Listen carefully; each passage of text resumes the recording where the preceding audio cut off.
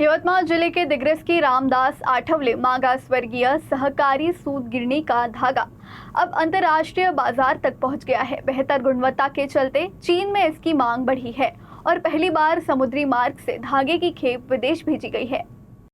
विदर्भ में कई सूत गिरनियां पंजीकृत होने के बावजूद उत्पादन शुरू नहीं कर पाई, लेकिन दिग्रस की रामदास आठवले मागस वर्गीय सहकारी सूत गिरनी ने कम समय में अपनी अलग पहचान बनाई है।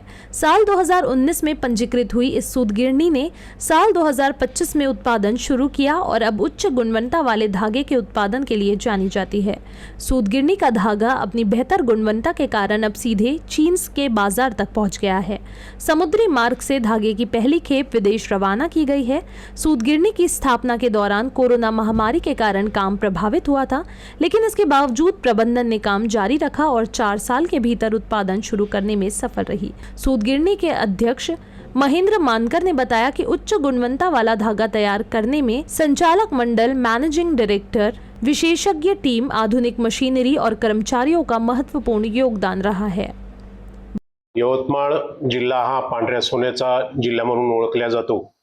याच जिल्ह्यामधील दिग्रस तालुक्यामध्ये आम्ही मागासवर्गीयांनी रामदास आठवले मागासवर्गीय सहकारी सूतगिरणी स्थापन केली आणि मागील 1 वर्षापासून ही सूतगिरणी उत्पादनाखाली आली।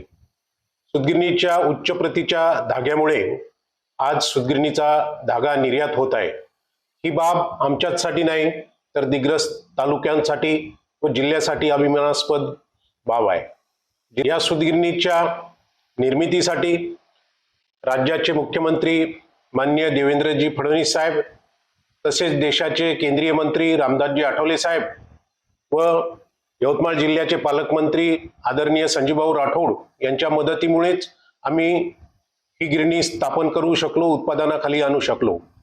त्यामुळेच येथील तालुक्यातीलच नव्हे तर जिल्ह्यातील व इतरही जिल्ह्यातील कामगारांना काम देऊ शकलो। आज गिरणीचा धागा निर्यात झाला असून अजूनही पुढे इतर देशांच्या ऑर्डरी आम्हाला प्राप्त झालेल्या आहे।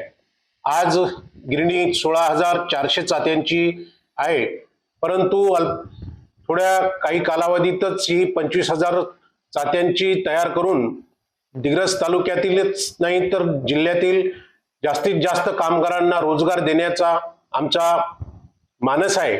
आणि या सर्व